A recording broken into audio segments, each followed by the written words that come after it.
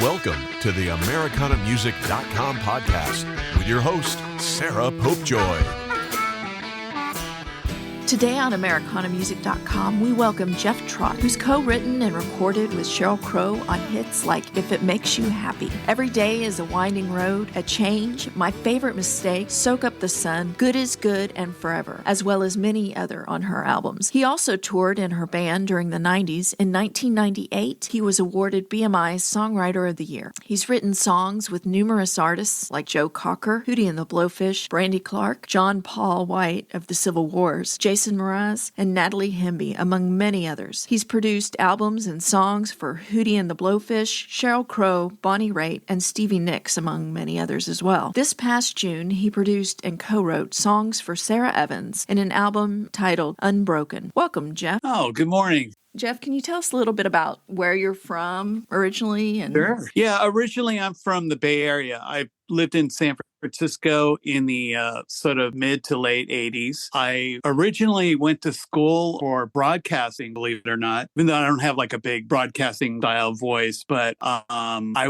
have always been first and foremost a music fan. And then in my mind, I was thinking like I'm a fledgling, musician on the side. But as luck would have it, I played in a lot of like post-punk bands in the Bay Area. A band called Wire Train got signed. I was actually, subbing out for their guitarist who was sort of at odds with the singer. And then they ended up just like, Jeff, you're in the band if you want to be. So, and I'm thinking like, oh, what about my broadcasting career? I guess that's over. Played in many different bands in San Francisco. And eventually we all moved down to LA, like all the other bands, to try to become rock stars and all that stuff. And, got to travel the world with this band. We played a lot of colleges. We were kind of, I guess you'd call it an indie band. I guess if you want to compare it or put it in a box, it's kind of like the music was a little bit like The Cure and U2 and all those bands that use too much echo on their guitar. And, but that kind of got me, traveling the world. I ended up, playing in the UK quite a bit, and then eventually played in a sort of cult band called World Party that had a little bit of fame, and lived in London for, I think it was in 1990, 89, 90. And I also played with Tears for Fears in 94. And then eventually came back home, played in a band called Pete Roach and the Sinners, we toured with Tom Petty and the Heartbreakers and Neil Young. Eventually getting back home in LA, I was told by this producer that had done Wire Train's last record, hey, Jeff, you come down to the studio and pick up all your gear. You've left it here for over a year and you've left a lot of stuff. And I was like, oh, I'm so sorry, And so I went down there thinking like, gosh, I can't believe I did that. And I only really had a couple of things. But as it turned out, Bill Bottrell was the producer. He introduced me to Sheryl Crow. I mean, I didn't really know who she was. She hadn't even made a record at the time. But so I'm collecting my stuff. I go out to my car in the parking lot, loading everything up. And she came running out into the parking lot and knocked on my passenger window and says, hey, would you like to record some vocals with me and Bill? We just wrote this song called Can't Cry Anymore. That was my intro to Sheryl Crow. Wow. I did write with her a little bit, but I didn't see her for quite a while until she was touring her first record. And I was playing in Pete Droge's band. And after a Neil Young tour or something, I think it was Pete comes up to me and goes like, hey, can you stay on the road for another week and a half, 10 days, something like that? And that was the only employment I had. I, of course, agreed to it. And he goes, oh, and it's this young singer-songwriter who's really good. Her name is Sheryl Crow. Have you ever heard of her? I'm like, yeah, I sang on her first record. So she, of course, got to see us play every night. And after that, she invited me to be in her band. So, and then that turned into we became writing partners from the sort of, I guess it was the second record, the Untitled record. Up until I'm still recording with her. The only record I haven't played on or written on is 100 Miles from Memphis, and the latest one that she did. I was unable to do that record with her because I was in the middle of the Sarah Evans record, and I was kind of bummed out that I didn't get to do her last record, but I was since I was producing the record, I couldn't really pull out of doing that. So I missed out on that. But anyways, that's kind of my beginnings. Wow. Wow. It's pretty awesome that you left your equipment there, huh? Yeah, it was that was a good accident, happy accident, you know. Yeah. Yeah, for sure. I think it was really Bill. It was like it was an excuse to get me to drive over to a studio. Oh, okay. There was Okay. only an amp and a guitar. You said you left all this gear over my studio.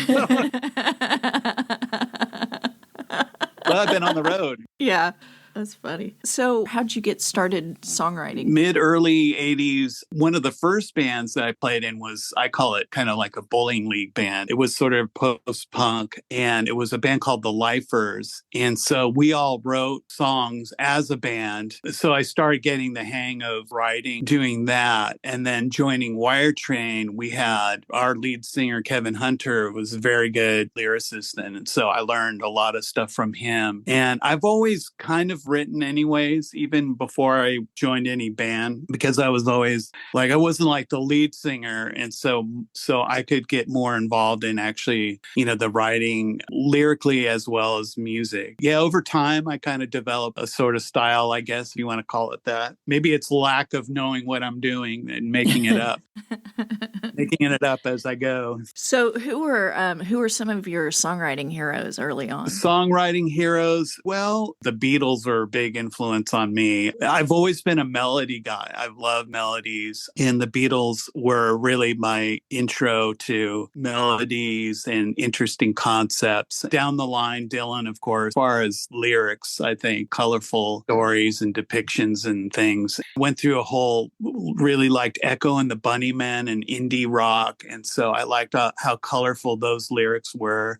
Mm-hmm. A lot of them didn't make any sense to me, but I thought they were like really cool, kind of abstract paintings, if you want to call it. Yeah. A lot of older songwriters, Van Morrison, I always really loved the colorful words and descriptions, and then the sense of some sort of message behind it underlying. I think more and more, especially these days, I'm getting older. I used to hide behind colorful lyrics and not really say anything. It sounds cool. Yeah, I'm writing it. And then it's like, oh, well, it has to say something though, too. These days, I feel like a lot of people really connect with actually having some sort of message that everybody can kind of relate to, having it come from a real place, something that happened with you that sort of drew you to this emotion or whatever it is. I think that's the beauty of songwriting too. It has a lot of uses. You should always have some sort of message in it, whatever it is. Celebrate being alive, or, I got fucked over in a relationship, or those things. The benefits of songwriting and therapy, which I discovered, like, wow, processing through some sort of emotional problem. This gave me kind of, without having to spend $300 an appointment with a therapist, kind of giving myself therapy by writing about things that are troubling me, things I need to get off my chest and tell people, whatever. Maybe they can relate to what I'm saying. I don't know. Really useful thing. And it's a lot of fun. I don't think I ever get tired of doing it. And I feel like, I'll write with a young up and coming artist, and I'll learn just as much from them where they're coming from and what they've learned as what I try to share with that person. You do a lot of co-writing. Is that one of the reasons you seem to enjoy co-writing as opposed to writing by yourself? Yeah, exactly. I guess I look at myself as a sort of conduit. If I'm working with an artist and I can help them express what they are trying to relay to their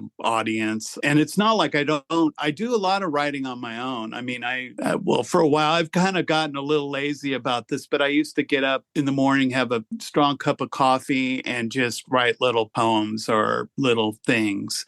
And that's sort of from years ago. I had this book I think it's called The Artist's Way. Oh, yeah. You might know it. It's a great book. Great book. It's amazing. And it's really held up over time. And the one thing that I got from it was they call it morning pages. Yeah. Writing 3 pages, and it doesn't matter what you write. It's like your stream of consciousness. Yeah, exactly. And it really helps, loosen up the flow of words, gets rid of all the, clutter, I guess, if you want to call it that. But yeah, for sure.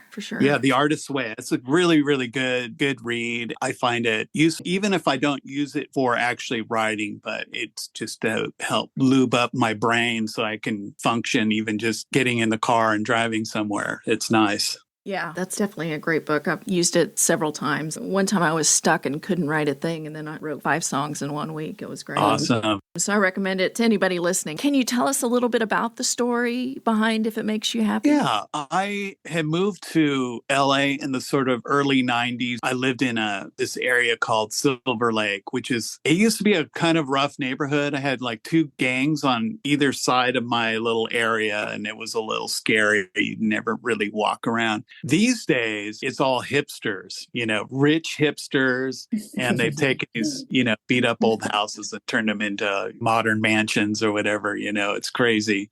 But when I lived there, it was kind of like the beginning point of poor musicians could go and pay $400 a month and have parking and everything. And so I lived up there. I started dating this girl, and then we lived together in this little apartment. And one afternoon, she came up to me and said, "Jeff, I love you, but I hate LA. I can't live here. This place is just, people are mean."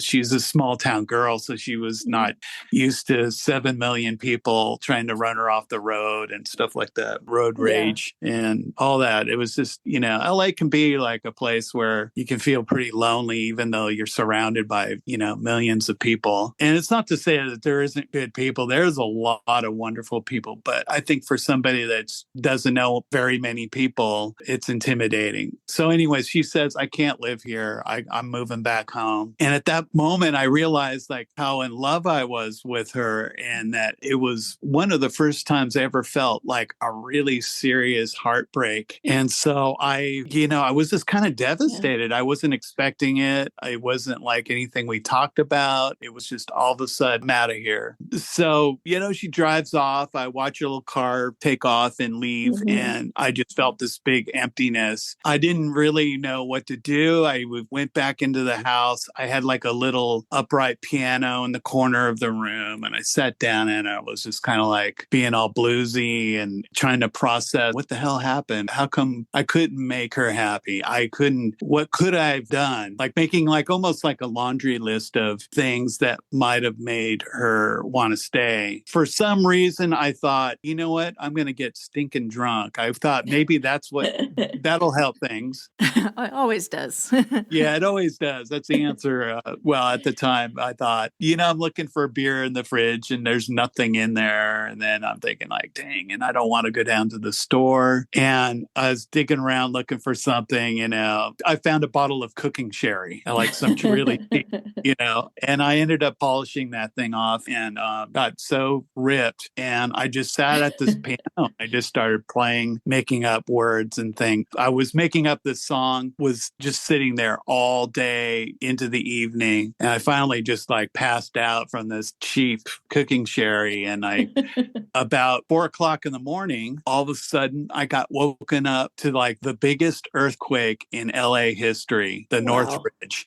And my entire ceiling of my apartment came down on top of me. Like I was crushed. Yeah. My heart was crushed and my face was crushed. And all this and so I ended up, I managed to get out of that place. And then I ended up couch cruising. My neighbor had, fortunately, her apartment, she was able to get out of. My apartment, the whole upper floor had sunk down. And so none of my doors would open. Oh my. They had bars on the windows, so I couldn't get out of the windows. So my neighbor was nice enough. Her boyfriend was, fortunately spent the night at her house, and he got a crowbar and pried open my door. And so I was able to get out. Yeah. And the whole building was condemned. So I ended up going to one of their friends' house for a day. And then I ended up like driving back up to San Francisco and more or less like temporarily moved back in with my parents until they could figure out what to do, So anyways, the song. That's crazy. If It Makes You Happy was a process trying to process a really big heartbreak. So I wrote the song and, later on in the 94 or 5, I think it was 95, when I started writing with Sheryl for her second record, she and Brian McLeod and I brought a bunch of gear up to his family's cabin up in like Yosemite area, Northern California. Oh, cool. It was just this little funky cabin. So we brought all his gear, an engineer, and we just started writing. I think we wrote Every Day is a Winding Road there off of the guitar riff that I had. And so we wrote like that one, A Change Will Do You Good. We wrote that one there as well. And then Cheryl's like, do you have any other ideas? And I said, yeah, I have this song, like, most of it's written, but, I think it's pretty good. I'll play it. And I played If It Makes You Happy. And she just went, oh my God, let me help you finish that. I had a second verse, but it was kind of a filler. Yeah. So he wrote like the second verse, serve you comics in bed, scrape the mold off the bread, and serve you French toast again, which is brilliant. I would have never written that. So it elevated it. And then just by, she was able to craft it into a much better song than what I had. But for the most part, I had a good chunk of the melody, although I never wasn't capable of doing a double octave high note for the chorus. Oh, yeah, that was, yeah. That song is kind of funny because obviously, like, if I had just put it out, like, my family and a few friends would have heard it. Yeah. So it was nice that Cheryl saw the potential in that and ended up owning it. Really, she brought it where it could really go. A little while ago, I think, I don't know, this is about 4 or 5 years ago or something, and Cheryl says, do you want to go to the Ryman? Casey Musgrave's playing there. It's going to be a really great show. And I said, yeah, hell yeah. I mean, Casey's incredible. And to see her at the Ryman, So we went down there and we were on the side of the stage watching the show. And then all of a sudden, Casey looked over at Cheryl. They started playing If It Makes You Happy. And I was like, cool. Oh my God, to hear Casey do it. Now, the tricky thing, this is a really good insight to that song. Okay, everybody thinks that the chorus is the hard part where you go up really high. It's not. It's the verses are so low, especially for a female singer. And I could tell that maybe Casey was like, she did it, she sounded great, but I could tell she was like, oh, wow, this is really low in my range. And so by the time it got around to the second verse, she was like, motioning to Cheryl, like, come on, get in here. I thought it was like, oh, wow. She did a great job. And I think like I've heard so many people cover that song. Yeah. And I think the only artist that really, really nail it, no matter what, was, I think it was Kelly Clarkson. Oh, well, yeah. Holy cow. That is incredible. So that one's really held up. I play it in songwriter rounds and I really enjoy it. It's the one time that I get to play, some of those songs that I've written with Cheryl because I'm no longer in her live band. So the songwriting rounds are where, I can get out there and have fun and play some of the songs that I've written with her and others awesome. Too. Yeah. Yeah, that's cool. Very cool. This is kind of a broad question, but what do you think makes a great song?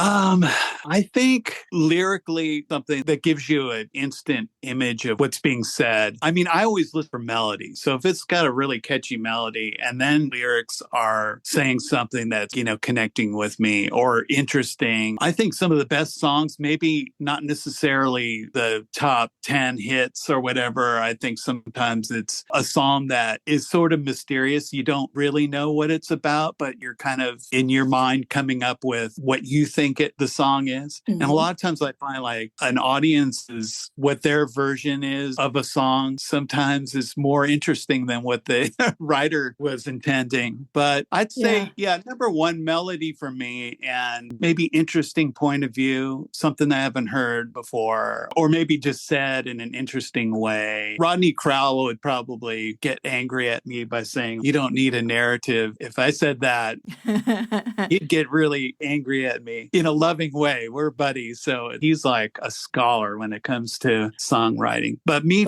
as a fan, I can listen to very abstract poetry or whatever set to music, and I am compelled to, I connect with it. It's not to say I don't connect with emotionally clear, songs that with a lot of clarity. I do. But I just happen to find some of the more abstract ones interesting to me, Yeah.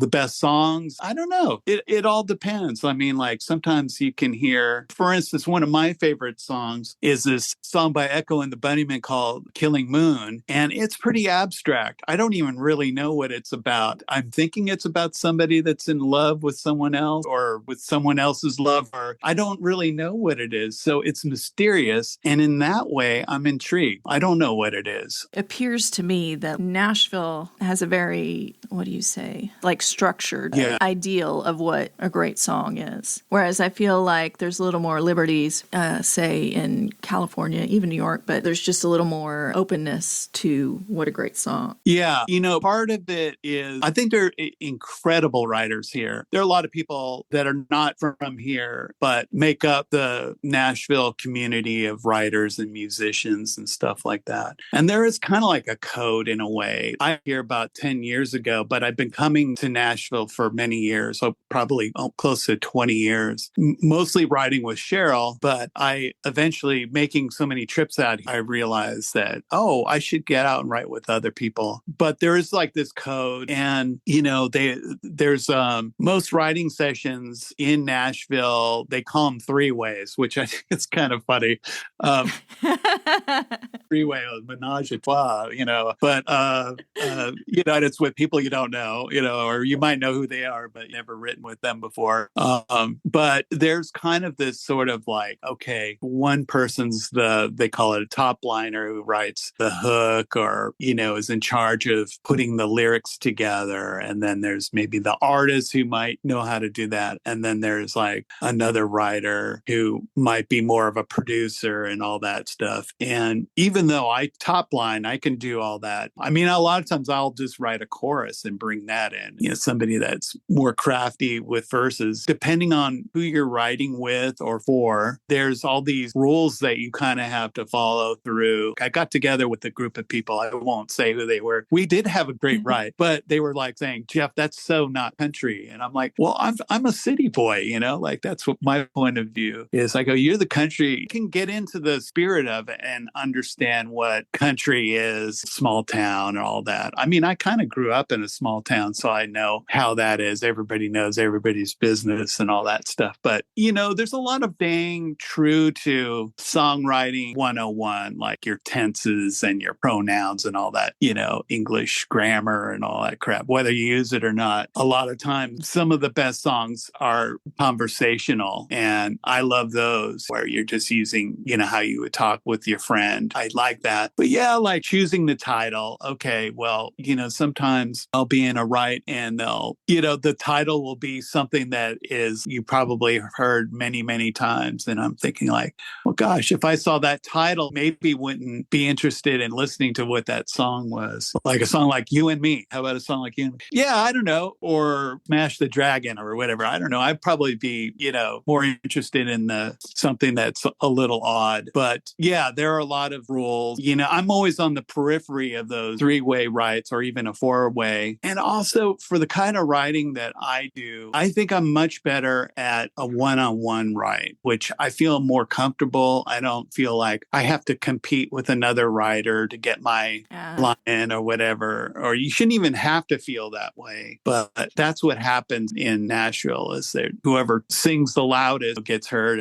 But that's not true about every write. There's some writes where it's like, it's a good potluck and brought this and we'll make this happen. Whereas I think in, California or New York, you can get a little more mysterious and oblique with your lyrics, you know? Yeah, for sure, for sure. One thing I wanted to mention before we finished up was I noticed that you played on Amy Mann's The Forgotten Arm. And I was like, that is one of my favorite albums. I was like, oh my gosh. So I just had to mention that. Oh, Amy Mann is really a truly gifted musician person. She's even kind of a bit of a comedian as well. Uh-huh. She asked me to come play on it was one of the biggest thrills I've ever had. I was like, wow, she just writes these great songs. They're interesting. She kind of does all the things that I've always wanted to do. I've always been like a Elliott Smith, kind of loves his music. But like Amy Mann's kind of in that same, her music isn't like Elliott's necessarily, but it's complex. She has such a wonderfully expressive voice. Yeah, that record, believe it or not, we did that. Most of that was band and Amy, and very few overdubs at all. It was pretty much as is and just mixed really well and comped well.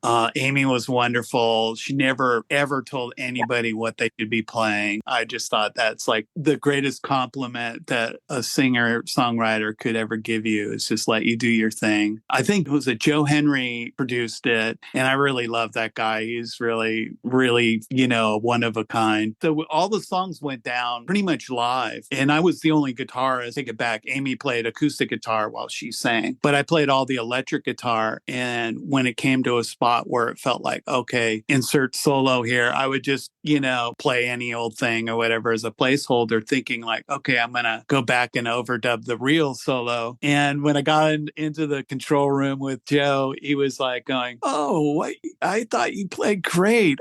Why do you want to replace your solo? It's so good. It's like right in the moment. It fits the song. I didn't hear any wrong notes.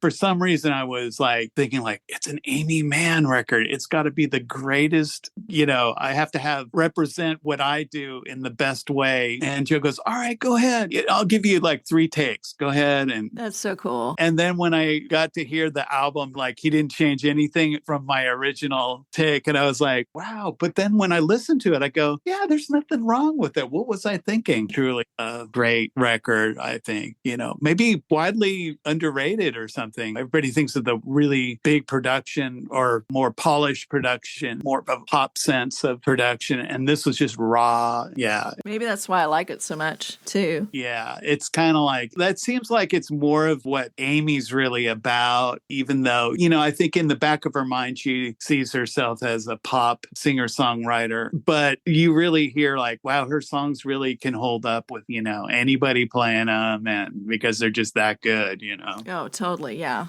Yeah. Yeah. During the holiday, I'm going to put together an EP of my own song. Oh, you are? So I did a solo record in 2001. Yeah. Dig Up the AstroTurf. And it's a pretty crazy psychedelic kind of record. So my thinking for this EP is I have a bunch of songs that I've written for other people that didn't get picked up or didn't, get released. Mm-hmm. I wrote a song with James Mercer from the Shins. It's a really great tune called Hard Time Together. Because when I got together with him, he had never co-written before. He said, Jeff, I have to be honest with you. I am mortified. I've never really written with anybody. I'm kind of so self-conscious, so I hope I'm not wasting your time. I'm like, trust me, you're not wasting my time. I love what you do. So I just said, well, you know what? Let's have a good time having a hard time together. And he goes, that's our song. Let's write it. There's a bunch of these little songs that I have. I'm going to call the EP Orphans. They're songs that never found a home, but they'll have a home on my EP. So, Jeff, I want to just thank you so much for joining us today. And I really appreciate you. So I just want to say thank you so much. Thank you. I appreciate you asking me these great questions.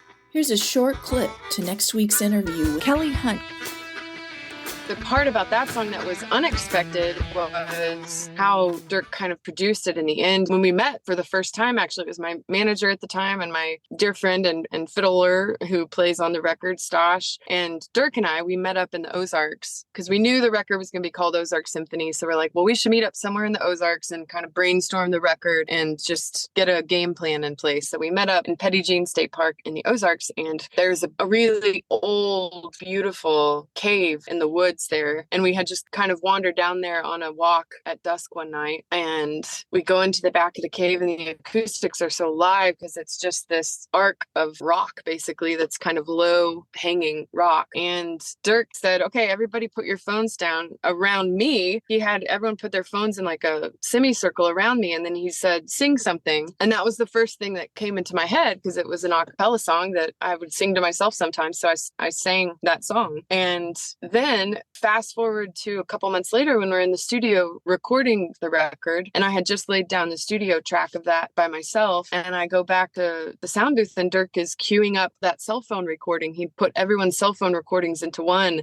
and queued it up to the end of the studio take. So it kind of bleeds into that recording of me sitting on the cave floor singing as the crickets and the cicadas are singing in the background. And so it is really the soundscape of the Ozarks at night. And so it really tied the record together beautifully, because that's how the record ends. It's just hearing, a different kind of Ozark symphony, the original Ozark symphony. And that concludes our program. Thank you so much for listening to AmericanaMusic.com. Be sure to check out our website, and you can find all the artists we interview's music on our Spotify playlist.